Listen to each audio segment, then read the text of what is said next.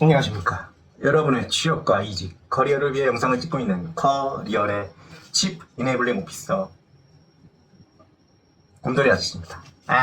오늘 말씀드릴 내용은 외국계 기업이에요. 우후, 외국계 기업.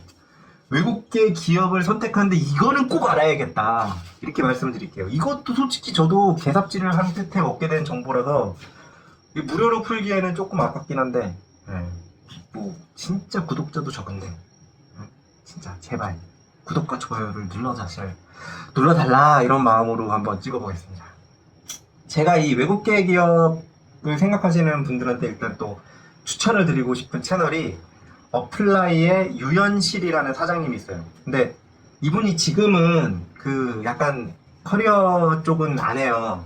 근데 이분이 무료로 예전에 만들었던 그 외국계 기업 컨설팅 관련해가지고 엄청 얘기를 많이 해놨거든요. 진짜 도움 많이 됩니다. 근데 이분은 약간 타겟이 달라. 한국에 있는 외국계 기업이 아니고 아예 아싸리 외국계 기업이에요. 그러니까 조금은 좀 달라요. 한국에 있는 외국계 기업은 약간 달라요, 분위기가. 제가 사실은 저도 외국계 기업 엄청 기웃거리고 면접도 많이 봤어요. 자기 서류 합격했고 영어로도 엄청 많이 그 이력서 많이 써보고, 그리고 뭐 제가 컨설팅 해가지고 좀 붙여드린 분들도 꽤 되고. 그러니까 이거를 딱 보면은, 그러니까 이분이 그 쓴 글이나 영상을 보면서 어떤 생각을 하셔야 되냐면, 외국에 있는 회사들의 본사는 이런 식으로 돌아가는구나, 이거를 힌트를 얻게 되게 좋아요. 그래서 어플라이 UPFLY 라는 채널에서 옛날 거를 보시면 좀 이쪽에 좀 도움을 받으실 수 있어요. 이렇게 말씀을 드리고요. 저는 사실은 이 정도 레벨은 아니고, 외국은 사실 취업해 본 적이 없고 외국으로 나가서 일해 본 적은 드럽게 많은데, 한국에 있는 외국계를 꽤 많이 기웃거렸고요. 그러다 보니까 한국에 있는 외국계 관련된 썰은 꽤 많이 알고 있고, 그쪽에서 이제 일하시던 분들하고도 꽤 커뮤니케이션을 많이 했었어요. 근데 일단 웃긴 건 뭐냐면, 외국계가 한국에 들어오면 한국계 경향이 있어요. 이게 사실은 어느 나라나 다 마찬가지인데, 그 회사가 한국에 들어오잖아요. 그러면은 한국에 있는 법을 따르게 돼 있어요. 그게 진짜 미치지 않고서야. 왜냐면 외국에 있는 경영자들도 리스크를 주기 싫어하거든. 그러니까 한국에 있는 회사가 미국으로 가잖아요. 그럼 미국화가 될 수밖에 없어. 법이 강제로 그렇게 만들어. 그러니까 외국에 있는 회사들이 한국에 왔을 때, 예를 들면 뭐 야근이랑 특근을 시키더라. 이거는 그냥 한국에 있는 법이 그따구라서 그런 거예요. 그러니까 그 회사를 사실 욕할 것도 사실 없어. 그냥 그렇게 해독하면 놔두거든. 당연히 같은 돈 주고 야간 특근 시키고 포괄임금제로 묶어가지고 돈 조금만 줘도 상관없다. 그럼 당연히 그렇게 하는 거지. 내가 주주라도 그렇게 하겠다. 당연한 거 아니에요. 그거를 철퇴를 못 내리는 정부를 탓을 해야 되는 거지. 그 회사 잘못이 아니에요. 그 회사를 욕할 필요가 없어. 아무튼 외국계 기업이 한국에 들어오는 케이스는 보통 크게 두 가지로 나뉘어요. 이거 개 꿀팁이야. 이거 알고 가야 돼요.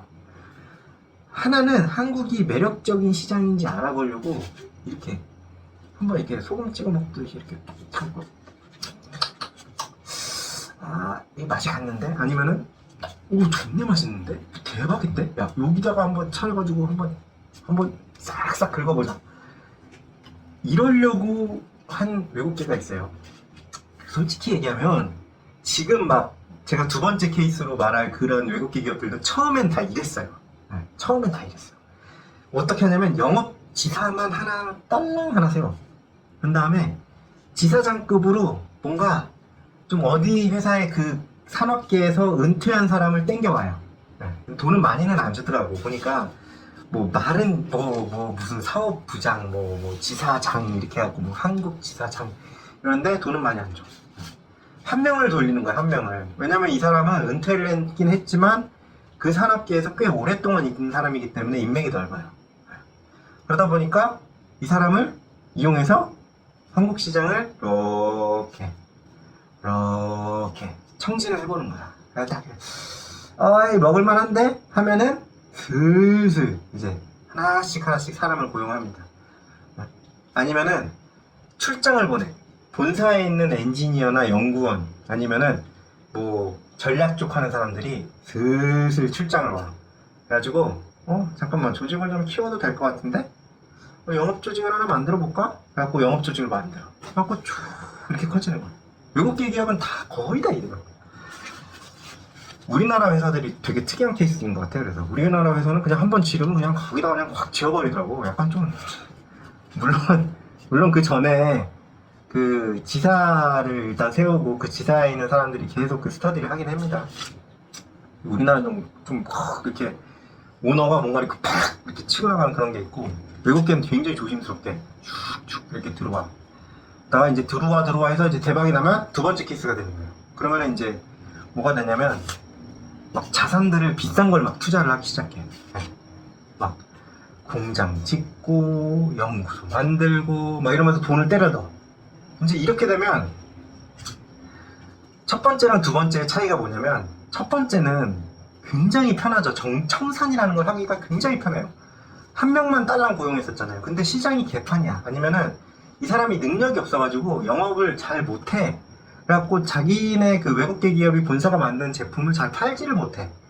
근데 외국계 기업에서는 어떻게 생각하냐면, 저 시장이 매력적이지가 않구나. 우리 제품이 얘네 시장에 그닥 그렇게 막 매력적인 제품이 아니구나. 철수. 이래버립니다. 그러면 당연히 은퇴했던 이분 다시 은퇴하게 돼요. 그리고 법인 청산에서 자산이 뭐 자산이랄 게 뭐가 있겠어요. 뭐 임대보증금 이런 거지. 그런 것만 해갖고 싹 들고 나가면 돼요. 근데 두 번째가 돼버립니다. 공장에 투자했고 연구소에 투자했다. 이제 골치 아파지는 거야. 이걸 철수를 하려면 막 복잡한 일들이 일어나요. 그 생각을 해보시면, 법무법인한테 이런 걸 보통 맡기게 되면, 막 제가 생각할 때는 만약에 어떤 회사가 연구소랑 공장까지 투자가 됐는데 이거를 뽑아내야 된다, 그러니까 이 국가에서 철수해야 된다라고 하면, 제 느낌에는 적어도 두 개의 전문가 집단이 붙어야 돼요. 하나는 회계 쪽, 하나는 법무 쪽. 이 두 개가 붙어야지 온전하게 진짜 최소한의 손해를 받으면서 그 돈을 빼올 수 있거든. 자산들을. 근데 이게 굉장히 돈이 프로젝트도 굉장히 큰 프로젝트고, 사실은 돈도 굉장히 많이 드는 프로젝트예요, 사실은. 그래서 이건 사실 쉽지 않아. 그래서 굉장히, 그리고 또 뭐냐면, 자산들이 예를 들면 이런 거예요. 음식점 있잖아요. 음식점에 폐업할 때 내가 만약에 10,000원을 주고 그릇을 사왔어. 그 폐업하는 업체들이 음식점 그 집기류 얼마에 사가는지 아세요? 제가 알기로는 그 안에 있는 그릇 다 합쳐서 100만원 이렇게 주고 그냥 끝내요. 다 합치고 그 무슨 냉장고랑 이런 거 다 합쳐서 뭐 200만원 이런 식으로 끝낸다고. 완전 똥값 되는 거야. 어떤 외국계 회사가 철수한다라는 얘기가 들리는 순간 너무 커서 못 가져가는 기계들은 여기다 놓고 가는 게 낫거든. 그냥 이걸 사용을 찾는 게 훨씬 더 낫거든. 그런 케이스에 그 기계는 개똥값이 되는 겁니다. 그러니까 손해를 상당히 입게 되죠. 그 얘기는 뭐다? 철수를 할 때 굉장히 신중하게 해요. 그러니까 여러분들한테 이제 힌트가 뭐야? 만약에 내가 외국계를 노린다 라고 하면 당연히 두 번째로 갈수록 내 회사가 그러니까 철수를 해버릴 가능성은 훨씬 더 줄어들죠. 그거 생각을 하셔야 돼요. 그리고 이게 첫 번째 케이스이다. 이래도 그 생각을 해야 되는 거야. 이런 경우가 있어요. 진짜 컨설팅 할 때 그런 케이스가 실제로 있었고, 그 본사에서 투자 결정이 났어.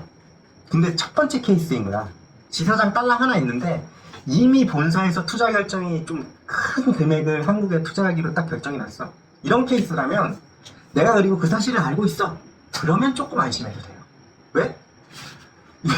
본사에서 결정한 거를 갑자기 막 무지짓이 뒤집을 수가 없어요. 그거 쉽지 않아, 그거는. 진짜 그 회사가 갑자기 막 어려워지거나 이러지 않는 이상 그럼 갈 수밖에 없는 거거든. 계획대로 쭉 간단 말이에요. 그러면 당연히 두 번째 케이스처럼 안전해질 가능성이 높습니다. 그러니까 이 외국계를 입사를 하실 때도 그걸 좀 생각을 해보셨으면 좋겠어요. 약간 그럴 수 있어요. 그러니까 첫 번째 케이스처럼 너무 조직이 작거나 철수가 굉장히 용이한 조직이라고 한다면 이게 잘 안 됐을 경우에 조금 안 좋게 될 가능성이 있습니다. 그거를 한번 좀 생각을 해보시면서 외국계를 노리시면 좋겠어요.